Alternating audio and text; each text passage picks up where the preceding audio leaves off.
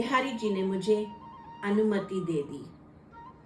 पोशाक सेवा के उपरांत मैं नियमित रूप से मंत्र जाप किया करती थी और अपने दिनों के भाव को लिखती थी।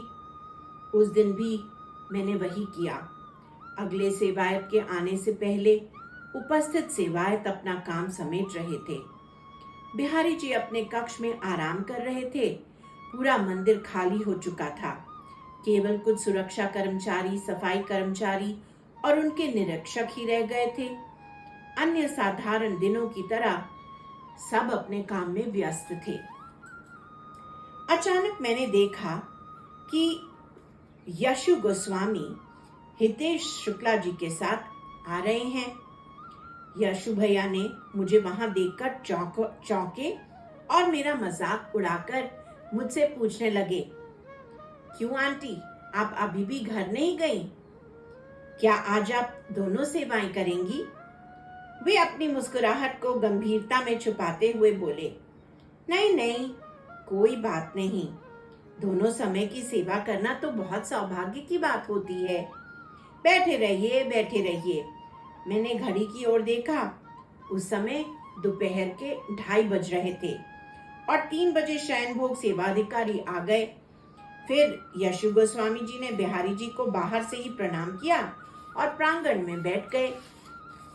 हितेश जो यशु जी के साथ आए थे, अपने साथ तांबे के मटके लिए खड़े थे। यह मटके बिहारी जी की विशेष देहली पूजा के लिए प्रयोग किए जाते हैं। मेरा विशेष ध्यान आकर्षित किया उन चांदी के चरण पादुकाओं ने जो हितेश के साथ था। हितेश ने वह कीमती पादुकाएं मेरे पास ही रख दी और उन पर मुझे नजर रखने के लिए कहा। अचानक मेरे मन में उन पादुकाओं को अपने हाथों में लेने का मन किया। जब हितेश बाहर गया तो मैंने कुर्सी से उठकर यशु गोस्वामी जी से पूछा, अगर आप आज्ञा दें तो क्या मैं इन पादुकाओं को अपने हाथों में ले सकती हूँ? यशु गोस्वामी जी ने कहा, अगर कोई और होता तो मेरा जवाब था ना, परंतु आप हैं, कोई बात नहीं, आप अपने हाथों में इन पादुकाओं को ले सकती हैं। मैंने तुरंत उन चरण पादुकाओं पर शीश नवाया। उनमें काफी तेज इत्र की सुगंध आ रही थी। मेरे शरीर में कंपन होने लगा।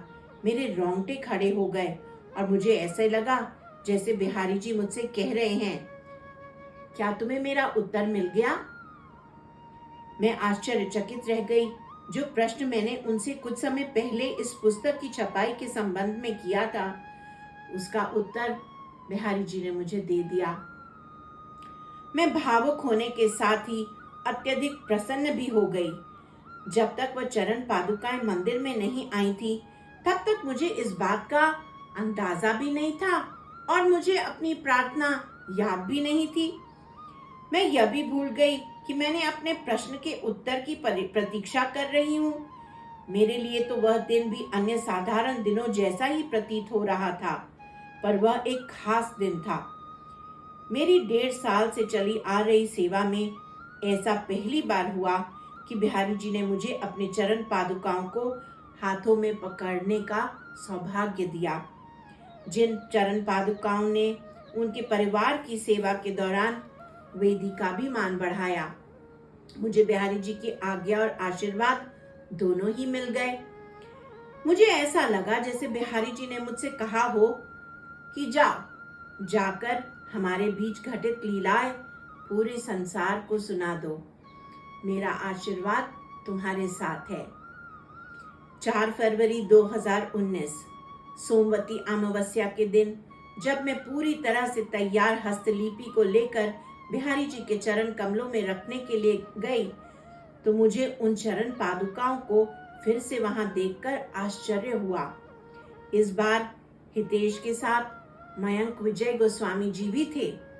चरण पादुकाओं की पूजा उस दिन के सेवायत गोपाल गोस्वामी जी के द्वारा की गई, जिन्होंने वह चरण पादुकाएं मेरे हाथों पर रख दी और मुझे बिहारी जी की अनुमति का प्रत्यक्ष प्रमाण मिल गया। अद्भुत! वही चरण पादुकाएं बिहारी जी ने मुझे दोबारा दी थी। जय बिहारी जी की।